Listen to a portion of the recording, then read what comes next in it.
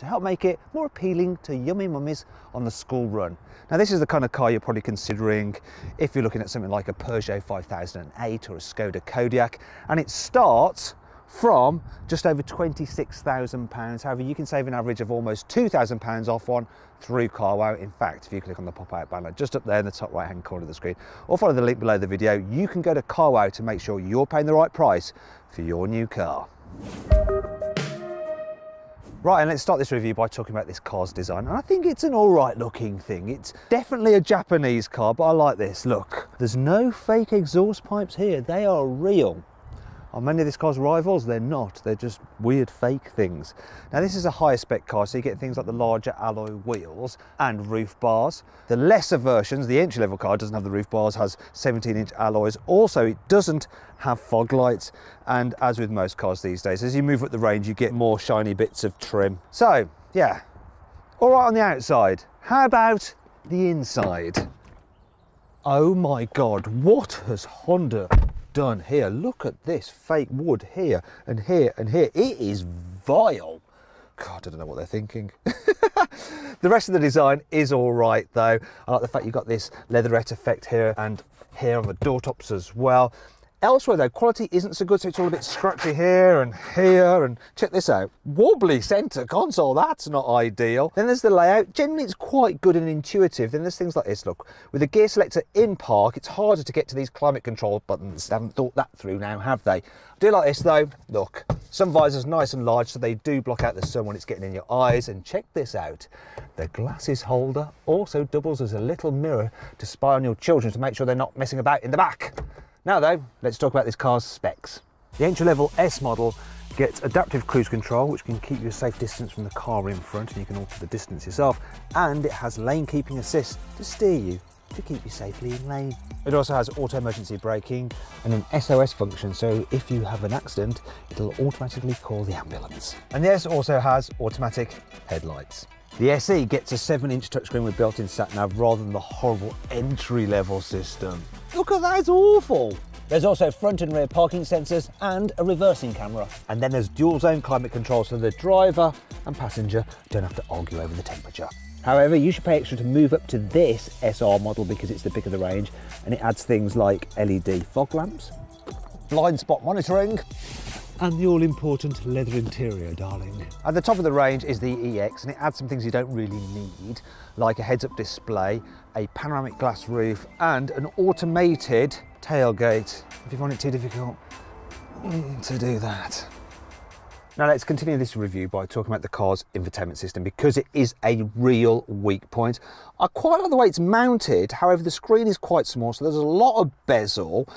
It's confusing as heck to use, an absolute nightmare actually, really not very good at all. You're better off using Apple CarPlay or Android Auto. Yeah, this is one of the worst systems out there. Now you do get a digital driver's display, but once again, it's not very good. You can't configure it for lots of different views like you can in other cars. What I can't fault though is this car's driving position. Whether you're big or small, you'll be able to get comfy in this car. Also, I like the fact that the backrest isn't on a ratchet like in many others. It just moves with your back. Brilliant. So too, door bins, nice and large. A 1.5 litre bottle fits in there. You've got space for a coffee cup down there. There's other storage areas there for your phone. More storage under here. And look at this. This is removable, though God only knows why. And the glove box, that's not so good, though. You do have a little bit of extra storage down here. In terms of connectivity, there's a 12-volt power socket there, and in here you have another one and 2 USBs and an HDMI connection for some reason. Anyway, let's move on to the back seats. So, I like this. The rear doors open very, very wide. Makes it super easy to climb into the back. It's also going to make it easy to put a child seat in the back here, and I like this. The Isofix covers are easy to get to. Actually fitting a baby seat in the CR-V is okay, but it depends on the baby seat. If you have a larger rear-facing seat, then you do have to push the front passenger seat quite a way forward to be able to get it in, almost to the point of it being uncomfortable. If you fit 2 child seats side by side, there's very little room in between them. Not enough room really for an adult to sit there comfortably for any length of time. As for space for adults, look, you can see I've got absolutely loads of room. This is the 7-seater version of the CR-V. And in this car, you can slide and recline the rear seats. They're fixed in the 5-seater version. Generally, headroom is really good, so is knee room. And there's pretty much a flat floor, so there's plenty of space for everyone's feet if you need to carry 3 in the back at once. The only problem is that this middle seat is a little bit of a perch and it's not that comfy. Also, while the body is quite wide, the people on the outer seat are pushed towards the side so their heads can touch the roof line a bit. It's a bit worse on this 7-seater version because this middle seat is a bit raised up. It's a bit lower in the 5-seater version, FYI. We've got some decent storage down here, look. There's USB connectivity there as well, which is nice. What's not so nice though is this. There's no through loading. It's annoying, though there are a couple of cup holders there. Now then, let's move onto the back seats. So, now I don't like this. To do so, you have to fold that down and then really yank on this. No, there we go. See, to flip this forward, which is a bit of an arse. Luckily, you can do it both ways around. Okay, so it's a little bit tight back here. Headroom isn't great, but I can just about get away with it. And it is possible to have an adult in front of you and you still sit behind in this car. But foot space is really, really tight.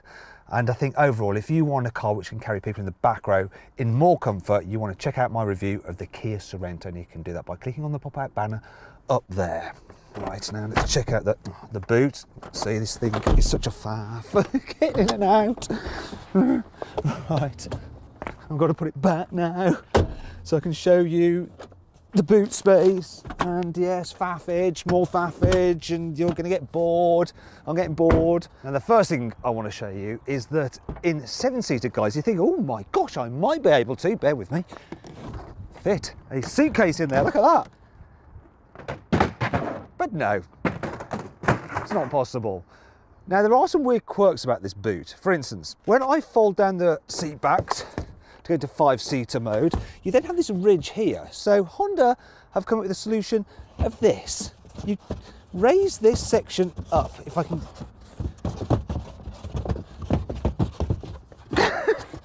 Honestly, this car does my head in at times. Right, and then, why can't I do this? Am I stupid? I blame Honda's engineers. And then you raise this up, and so it kind of helps get rid of the ridge, sort of. Now there's some underfloor storage here, but there's not much, and now it's difficult to get, and you've got this weird area here. It's not very well thought out. Then when I fold down the middle seats, I have to lean all the way in because there's no levers here in the back, and annoyingly, when you fold the seat back down, it can accidentally slide forward, so you end up with these big gaps for things to drop into. Yeah, again, you don't get that with a 5-seater version with its fixed chair, so yeah. Anyway, let me explain to you how much stuff you can fit in this car's boot in its various configurations.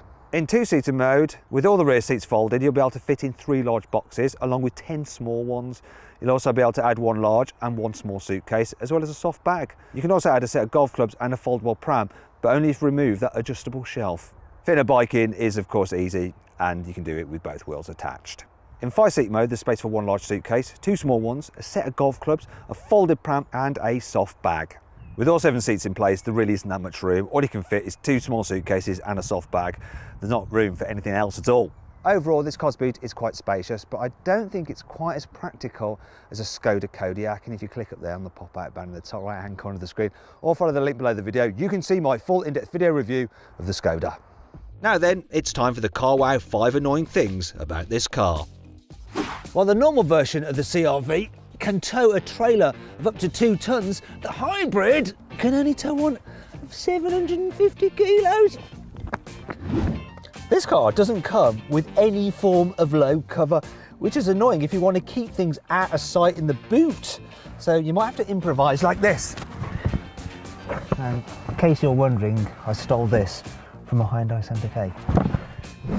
These optional side running boards are utterly pointless because the car's not high enough to warrant stepping up and using them, so you end up just bashing your shins on them and then getting your trousers all dirty as you get into the car. The pop-up cup holder solution for the rearmost seats isn't that great because any some movement and oh no, spilled water everywhere.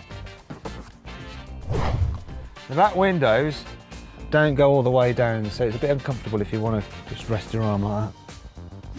It's not all negative though. here's 5 good things about this car. The car's structure has been designed in such a way that if you have a frontal impact, it can transmit all the force of the crash to the back of the car, so that energy is dissipated of the entire vehicle. According to Honda, this is the most aerodynamic car of its kind. It has special grille which shuts when you don't need the engine cooling to reduce drag. It also has special underbody protection which smooths the airflow underneath the car as well. A special microphone fitted inside the cabin picks up the ambient noise and it feeds that into the car's noise cancelling software, which then plays out an opposite sound through the speakers to try and stop any kind of droning sounds, although it doesn't seem to be able to stop me droning on. The all-wheel drive version of the CR-V can send up to 60% of the engine's power to the rear wheels for faster getaways from a standing start. Also, this new version of the car is 35mm higher off the ground than the old version for slightly better off-road capability. The automatic gearbox works in conjunction with the satellite navigation, so it knows when you're going to be slowing down for a junction or a bend, and it'll actually simulate changing down a gear, so you use engine braking to give you a bit more stability and help save fuel. If you want a diesel version of the CR-V, then bad luck, you can't get one. There is, however, a hybrid with a 2-litre petrol-electric powertrain, and that's a self-charging hybrid, and it can do 0 to 60 in around 9 seconds and should give decent economy. The other choice is a 1.5-litre petrol turbo engine, which is what this car has, and you can have it with front-wheel drive or all-wheel drive, and the all-wheel drive version is available with an automatic gearbox, and that's what this car has. And this one in SR trim with the 7-seat option. If I put the details into CarWow, the list price is normally just over £35,500. I've got an offer back from one of our CarWow trusted dealers for just over £33,000. Now, if you want to see how much you can save on a new car or to try our configurator, just click up there on the pop-out banner in the top right-hand corner of the screen or follow the link below the video. Give it a go. This CR-V is pretty good to drive in town. You get a great view forward. These pillars are quite thin, so they don't create much of a blind spot, and you get a good view out the back window as well, so that's great when you're parking, as is the light steering. The brakes are sharp, but they're not grabby, and the automatic gearbox helps for just coasting around. The best bit though is the suspension. It's really, really smooth and comfortable over bumps. I like that about this car. Out on the motorway, this CR-V isn't quite good enough. Now, while I like the seats and they're fairly comfortable, you do get a bit more road noise and wind noise than in similar SUVs. And that can be a bit tiring after a while. And then there's the engine, this 1.5-litre petrol when combined with the automatic gearbox. So I'm going to accelerate now from 50 miles an hour, and it responds all right, but what a racket that is! So much for the noise cancelling software. This is quite a noisy car to travel in. It's not good doing that either, because then you ruin the car's fuel economy. In fact, over quite a distance, I've only averaged 26 miles per gallon out of this thing. Oh dear. Now, you don't expect large SUVs such as this to put a smile on your face on a twisty road particularly, but they should be able to handle securely enough, and this does that. It's just that it does lean quite a bit in the bends and never feels as sharp as something like a Peugeot 5008. In fact, if you click up there on the pop-out banner in the top right-hand corner of the screen, you can watch my full in-depth video review of that car. It's just a little bit more sporty to drive if you want that from your 7-seater SUV. So then, what's my final verdict on the Honda CR-V? Should you avoid it? Should you consider it? Should you shortlist it, or should you just go right ahead and buy it? Well, I reckon you should consider the CR-V. It's a decent enough family car. It's just that there's quite a few similar SUVs out there that are just better. Do you agree with my verdict? Let me know in the comments section. Also, please